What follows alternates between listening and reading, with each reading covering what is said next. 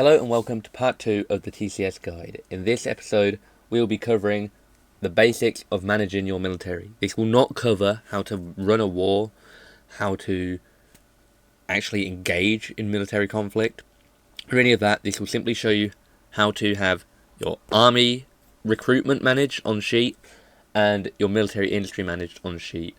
As for tracking this information, such as your equipment, that will be in one of the last videos I cover, which I had planned to make a video on how to do war in TCS. So for now, this just covers the on-sheet side of things, how to manage your military from a more financial side on the sheet. So without further ado, we'll get straight into the video. I hope it's informative, and yeah, enjoy. So here we are on the tab called Recruiting. This is where you manage the amount of soldiers you have, how much you spend on those soldiers, and how many you're recruiting each year. If we look at this, we can see the US has a very comprehensive handling of this. Obviously, it's 1897, so they've not got any air force, they've not got any space force, and whatever. They've just got their National Guard and their Army and their Navy. What I want to do is I want to go back down to Mexico, since that is the nation that we were looking at last video. Sorry, and I think it's a good example nation because it's not too small, but it's not too large. So an easy way of doing this would be to hit on PC to hit Control F and just search your nation. Alternatively, you just scroll until you find it. So if we come to Mexico, we can see Mexico just has 200,000 infantrymen. This is a pretty poor way of handling the recruitment tab, but I can show you, since this is a copy, I'm not making any permanent changes to the Mexican player's sheet, how I would change this up. Firstly, I'd go up and I'd try and find another nation with a decent layout. So I'd probably take these four from here, put that in there, and then maybe, hang on, what have we got? So then maybe just add a naval personnel and an air force personnel. This is also something you can do yourself. You just change these to name what they are, and you already have this many available. So now with Mexico, what I would do is I would probably say to split this standing army into something more like 150,000 infantry, maybe 25,000 of each of these, maybe a couple special forces, like a couple thousand. Naval personnel depends on how many ships they have, so they can handle that just by either researching into the true crew size of those ships or a guesstimate. And Air Force personnel will remain at 0 because Air Force doesn't exist in 1897.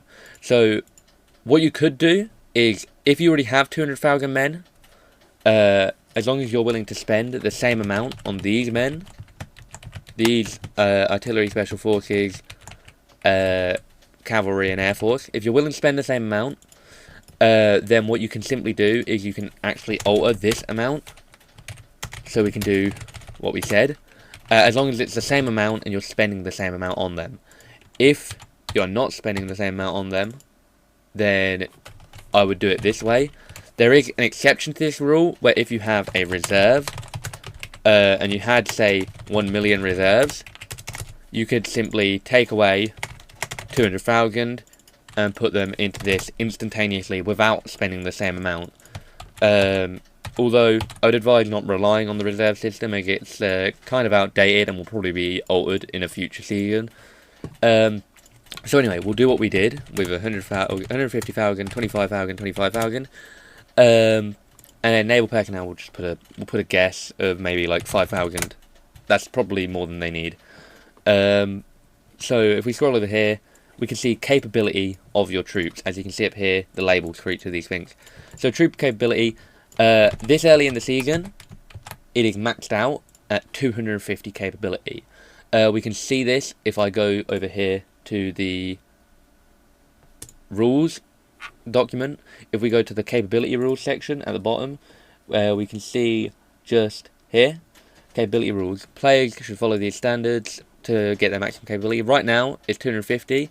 In 1962, it's expected to change to 300 plus 100 every year until 1969. That was a last season thing, so that's kind of irrelevant. These will be changed. This will be determined in a future year in season 14. But yeah, for now, 250, and then these are some guidelines on how we think you should do it. So support personnel should probably be around 100, 200. Regular units should be around 200, 250.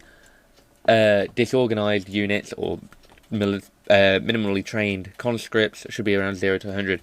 Now, this is just a guideline, of course. So Mexico, spending so little, would have 50 for these. So maybe you'd want to go for around half of the standard infantry for their support units. So we'll go here for artillery, and maybe we lower it to 10 across the board. And that's about near enough, close enough to half to justify that spending. So if we now just copy this and we put it on the naval personnel, they're all at 32. Now I would personally emphasise having your soldiers be around at least 100 capability. Let's take a guess. Yeah, about at least 100 capability is what I'd aim for, and then I'd try and get these to 50. Because 100 capability is just like a standard. They could compete with pretty much any nation, but they're not going to be like the greatest troops in the world. 50 capability, they're a very untrained force, and they're likely going to be ignored. Now, importantly, this, once you change it, takes a year to actually take effect in the eyes of the admin. So if you submit a war plan, wait a year after changing your capability to submit it, because otherwise you'll be running at the capability you was prior at the start of the year, essentially. Troop morale is completely irrelevant at the minute. It's not an active system, I'd ignore it. And then this is just telling you how much everything costs in total. And then you can see your total spending here and here. How much you're spending altogether on each type of unit. How much it costs to recruit these ones each year. How much it costs to maintain the ones you already have. And then the total expense. And yeah, this is it's a very basic structure for your recruiting tab. And it works. Importantly, if you want to change these in future, you would have to do it through adding an amount. Now, as you can see, this is here. This is just a formula that everyone starts with, and it will just make sure that the troops that retire are replaced each year, because about 4% of the troops retire each year, so you have to replace them. If you didn't have that, then it would just go down progressively each year. Now, what I like to do as a little tip would be to have this number and then do plus, and then I do how many I want. So say I want to have 25,000 next year, I do 25,000 minus, and then we pick C493 here, so the current total, and then that would add 20,000, and then once we reach 25,000, it will simply go back to maintaining it. This is so you don't accidentally overdo it. And it's in my opinion the best way of doing your recruiting. Alternatively, you can simply say you want to recruit 5,000 men, but then once you recruit those 5,000 men, it's going to recruit another 5,000 next year. As for this, I keep this whenever you just want to maintain the amount of troops you have. And importantly, I'd never try and connect these to another spreadsheet, which you can do through formulas if you're smart enough with the sheets. The reason why is because oftentimes it just causes your recruitment to break. So I'd, as much as it's tempting to automate it, it is not something I would suggest doing. But yeah, I think that's all for recruitment. Maybe compare with other nations around you to see what size you want to be. I mean, Brazil has barely any. Mexico could probably reasonably shrink this army. I'm just going with what they already have. Say we wanted to spend a lot more like we are, then maybe I'd half the size if I double the cost per troop.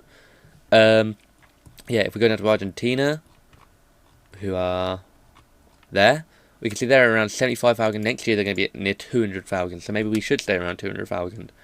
And then if we go to the United States, sorry, the United, why is Control F not working there? The United States, we can see obviously their troops here, and we can also see their capability. They're all over 100, which is advisable. These are pretty reasonable numbers. And then if you want to decorate it to be your flag like this, that is just something you do as a player.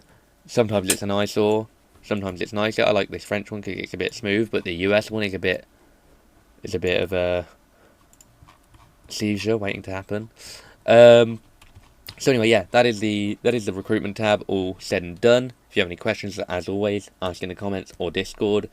It's a simple enough tab, and anything you do in this tab is reflected on this budget item, the personnel one. So if we go here, Mexico get 29,000. I think that's about double what they were spending before, which makes sense.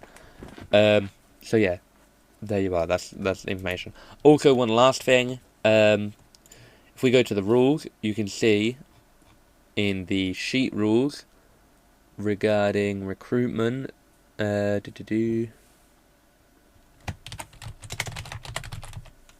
we are in the recruiting tab. No soldier's recruit equipment budget should exceed that of their yearly readiness and equipment maintenance budget. So, no soldier's recruit equipment, so this budget shouldn't exceed these two budgets. And soldier salary, doesn't actually affect much. It affects their capability, if I remember right. Or maybe not. However, if you fail to pay your troops enough, it can trigger a GM event, which would have negative consequences such as bad stability. So try and keep them paid fairly around your soldier salary, around your average salary, which is seen in the economic overview tab, or just simply, I don't know, do what you wished. Maybe overpay them, maybe underpay them. Do what you want. So yeah, let's move on. As you can see, we're back over here in the military industry tab. We were here last video, also the military production tab. This one is a bit more confusing than the recruitment tab. It takes a lot more consideration when you want to run it effectively. Although it is simple enough. So, yeah. So the basic parts are your military industry size. This is just the total value of your military industry. Then you have the amount you're growing this year. You have the amount you have next year. You have the percentage you're growing each year. You have how much of a percent of your budget, out of your GDP is affected, and then you have the same thing with budget, how much you're spending to GDP, because this is the total military industry. This is how much you spend each year compared to your GDP. And then you have defense spending per person in your population, per capita. And then in military inflation, this just affects how much equipment costs compared to other nations. So if we go down to Mexico, our prime example again, as we pointed out last time, they're under-competing when it comes to their regional rivals. Let's say we want to compete with the Argentinian growth. We want to stay close to them or ahead of them. So if we were Mexico, we could say go here to their defense spending. Say we increase it 7 million. That brings us up to 32%. So we would actually be overtaking the Argentinians next year, as you can see. Now the effect of this, unfortunately for us, has halved our GDP growth. It is an incredible effect on our GDP growth, military spending, which is why you have to be careful with it. It's probably why Argentina is also growing at 3.2%. So if we go here, we can see we're overtaking them. That might be considered worth it if you have a region that you expect to need to engage Argentina at any point. I personally probably wouldn't in this case, but it isn't a bad idea to try and keep up with the Brazilian growth if you just want to be a regional military power. Obviously, if you're allied with the US, as Mexico seems to be, you don't need the military power, but it's sometimes you want it so that you're not held to your allies. We can see the effect this would have on our military industry GDP, which, like I said, this number affects how much effect that these numbers have on your GDP growth, if that makes sense. So you want to keep it reasonable. I'd say under 2% is usually reasonable. 5% and 7% and 8%, this is wartime numbers, and only if it's entirely necessary would I stoop to that level. Now we go over here, funding distribution. This bit is a little more confusing. this is what parts of your military get more funding. As we can see, hidden away is the Air Force. This will come in later in the season. But say, look at Britain, for example. They spend way more on their navy than their army. Same with most nations over here, but then Austria spends a lot more on its army. Spain spends a lot more on its army. Italy is almost completely focused on its military, so is the US. On its navy, sorry. Whereas the British Raj, like a colony, is almost entirely focused on the army, because all they need to do is produce some gunboats to protect the coast. China is incredibly focused on its navy, so is Japan. Canada is once again another land army. And yeah, so if we go to our Mexico, we can see that we're 50-50, which is not a bad idea. As Mexico, I would probably aim to focus slightly leaning towards navy, so that you can engage those other. Well, it depends on your plans for the season. If you want to be a peace-bringing nation all season, don't bother with a navy if you don't want to. But I would say, considering Argentina and Brazil are both going to be focused on a navy, you either need a navy that you can defend your coast with, or you need a navy that you can go and fight them with if you intend to step into a more powerful role in the region. Alternatively, you could say you want to focus almost entirely on your army, so that you can do a Central American campaign or something. That is also a valid strategy.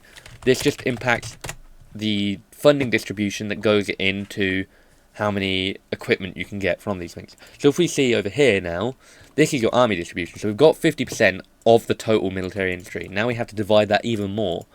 I would probably, in most cases, do a priority on artillery and infantry equipment, whilst leaving out light vehicles and tanks and armoured trains. Light vehicles currently act as horses and trailers, although realistically you shouldn't ever run out of horses and trailers, because you'd have hundreds of years worth of, well, not hundreds of years of horses, but obviously hundreds of years of horse breeding and shit, so that you already have plenty of horses, and you have civilian horses and shit that you can just use. So honestly, until armoured vehicles come out, I'd ignore light vehicles. Tanks and armoured trains, if you want some armoured trains, sometimes it can be useful, very situational. As for tanks, tanks don't exist yet, although you want to start spending into this amount if you want tanks near the time that they release, so that you can have more early tanks. And then the same happens over here with naval distribution. Mexico is literally put everything into multi-mission, which would be your cruisers. If they wanted a battleship, they probably couldn't get a battleship reasonably with their current spending, so I understand why he hasn't invested into that. Maybe you'd want to put a little bit into escort ship and coastal prioritization, so you can have some destroyers or some gunboats just to defend your coast. But cruisers would be probably the Mexican flagships right now. They'd be the big ships that they're using to do most of their naval assertion. Over here you have national readiness for your navy. I mean, you want it at 50% if you're fine with that, but a lot of people would just put it at 100%. It costs more money, but you get more cap, which I'll explain what cap is in a moment. So 100% isn't anything to scoff at. I'd maybe aim for more, for like a 75% just to cut costs, but if you want to, it's not usually that big of a deal. So now if we scroll over, we can see what I just referred to as caps. So this is your naval caps. So you've got over here gunboats, destroyers, scout cruisers. So if we find one that we have the ability to do, for example, over here we can look at protected cruisers. We scroll down, we can see we've got a possibility to maintain 2 protected cruisers. So that's 2 ships that are classified as protected cruisers. They have to be over 4,000 tons to be a protected cruiser in TCS. Let me just see, is there a Mexican protected cruiser that existed in the 1897? That's not Mexican. I mean, there is a very high chance that they just didn't have a protected cruiser at the time. It's Mexico.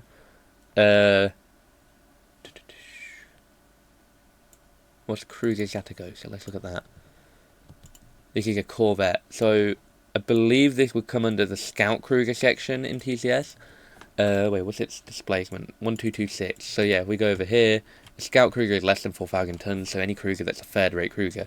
So Mexico can have 2 of this type of ship in its navy at one time, as in they can use those ships.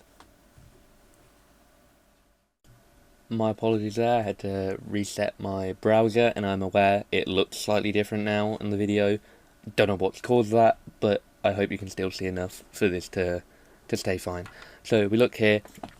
Mexico can maintain 2 scout cruisers, or third-rate cruisers, which is more accurate to the one that we looked at.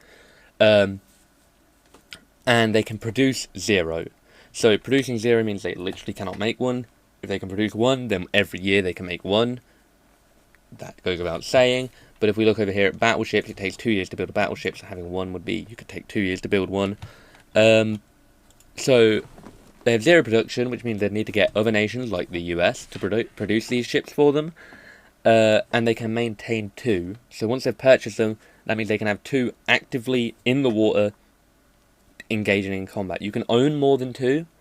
They just have to be mothballed, put in a dock somewhere and forgotten about, left to rust, until you have more cap to bring them out.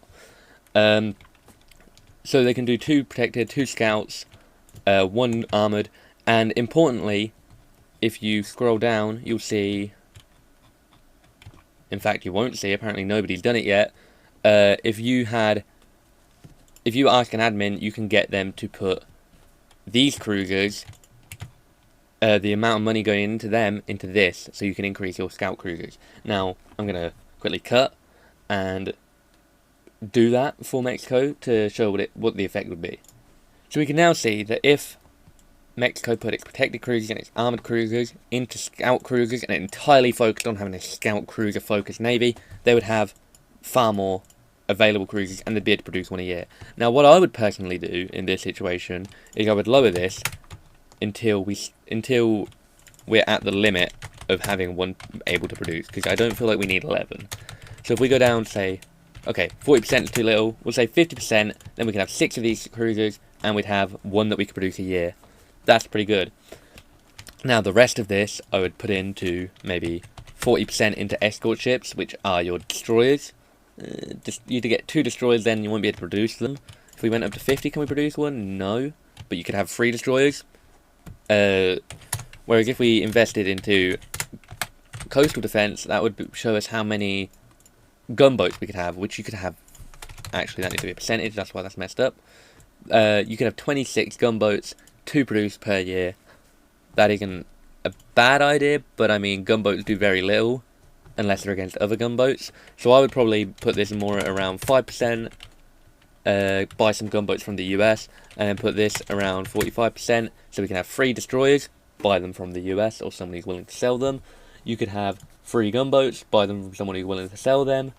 And then you can have 6 scout cruisers. You can buy some of them, you can build some of them, you could buy a design and build that design. It's up to you. I might even consider investing some of this. I might even consider investing even more of this, maybe. So we go to 45%, we go to 46%. Okay, 46%, we can still have 5, and we can have 1 produced. Then we can increase this to something more like 49%. Doesn't really have an effect. What point would we need to get to be able to build a destroyer?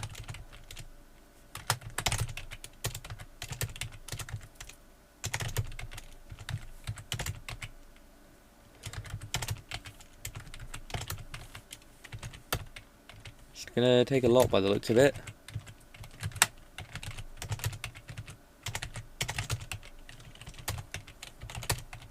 Okay, 90 does.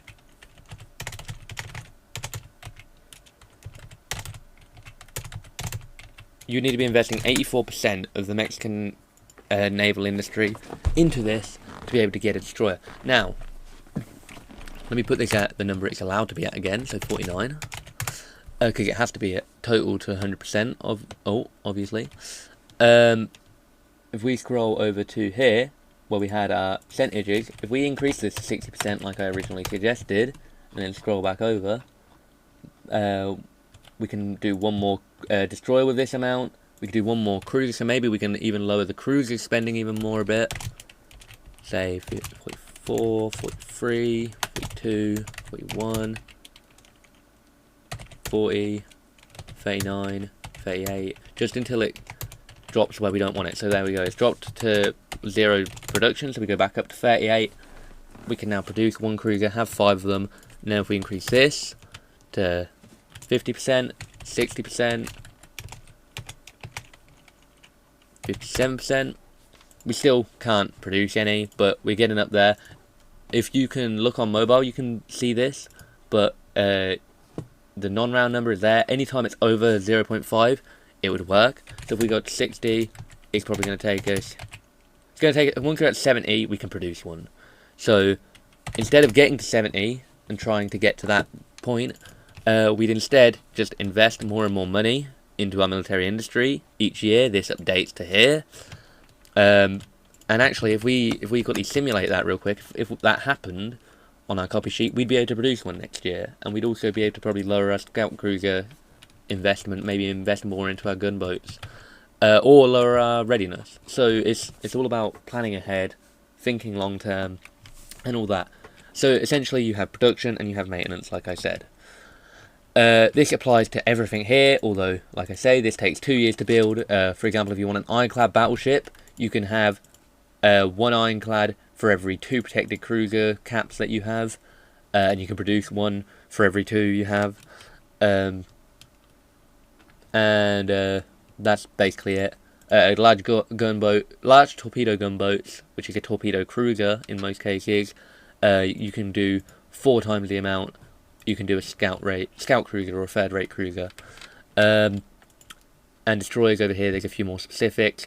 Like, for example, you could do double the amount of production and caps, so we can have 8 torpedo boat destroyers, which right now I believe all destroyers currently available would be torpedo boat destroyers. So we can actually have 8, an entire flotilla.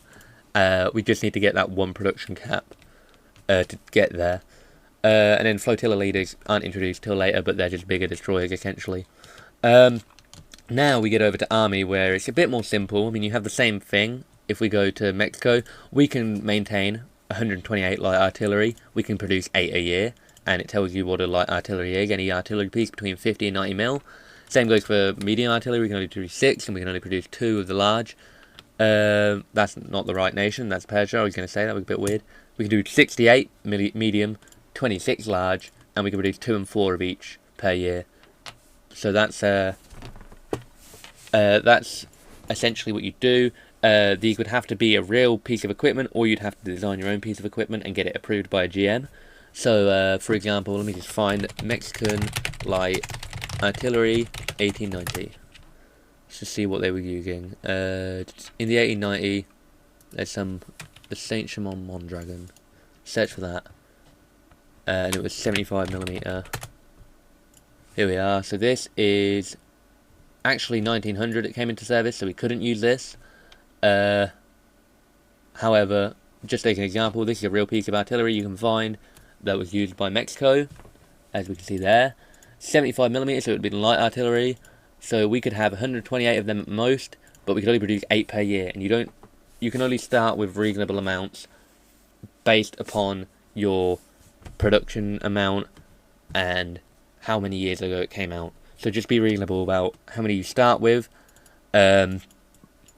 Which of this we would start with 0 because it's not out yet. In 1900, in 3 years, you'll be able to produce these 8 a year, probably more by then because you'll be spending into your military industry, and then you basically just have to track by yourself, whether it be on Discord, whether it be in a notebook, whether it be on a Google Sheet of your own, or if you want to put it in the Army Equipment tab, which a lot of people do, we could go to Mexico in here, and we could log down. We have 35 of that light artillery piece. I mean, it's not the greatest, but you can just track it basically however you want, just as long as you know exactly what's in your army, if needed. Now we come over here, you'll notice these ones don't have maintenance amounts. That's because you can have unlimited of these in your arsenal, in your stockpile, but these are the amount you can produce per year. Once again, you have to track it yourself. Horses and transport wagons, I'd honestly just say, for the most part, ignore. Maybe try and stick somewhat to the transport wagons, more so than the horses, because I mean, who has a shortage of horses in the real scenario here? So I'd honestly just personally ignore it for the most part, unless you want to be highly specific, at which point go right ahead. But yeah, I believe that covers it. The same thing with the Army tab applies to the Air Force tab when that releases. It goes to the end over here. And it's just different types of planes. And yeah, so that is how you'd manage it. Think long term. Manage your spending based on how much you're willing to give up on your growth in your economy. Compete with regional rivals. Have a goal. For example, if you want to become the biggest fleet in South America is Brazil, then you could invest until you get to that point. It's probably likely that you would end up the winner of that battle because Brazil is in a pretty good situation to achieve that. So your job as a Mexico or an Argentina would be to compete with that. Obviously Mexico is in South America, but they're engaged in their politics enough in this RP situation that we're in. So yeah, and obviously goes without saying, your military industry can grow by a negative amount if you don't invest into it. So if we go to Mexico and just zero out the military spending real quick, we can see they are now shrinking by 25%, which is obviously something you'd want to avoid in most cases, unless you're coming down from a wartime spending situation. Last but not least, I'll quickly mention, because I don't see another video where this is going to fit, your espionage spending. What nation have I picked it? Yeah, Mexico. Your espionage spending, in most cases it doesn't matter. I would keep at least some espionage spending going, especially in wartime, because this affects both the espionage you can conduct and the espionage other nations can conduct. So if we look here, Brazil, we got 1 million. This is information that you shouldn't really have, but we have no way of stopping people. So you would want to be trying to outspend anybody who might be trying to assassinate your president, anyone who's trying to stir up some scandal in your nation, and you should also be spending enough to cover your own espionage missions, which, depending on their difficulty, this could change how likely they are to succeed. So yeah, that's purely because I don't know what other video I could fit this little tidbit of information into, because I haven't got an espionage video planned. So yeah, like I say, just it comes down mainly to a spending battle in a lot of cases. Just spend until you're confident. I'd say don't look at other people's spending, even though it's freely available, like we can see up here, purely because there is not really anything to gain from doing so. It is just essentially a form of cheating that cannot be enforced. But technically we haven't put it against the rules because it's unenforceable. So yeah, do what you will with all this information. Good luck handling your military, and enjoy your time in TCS, and enjoy any military conflicts you find yourself in. See you in the next one.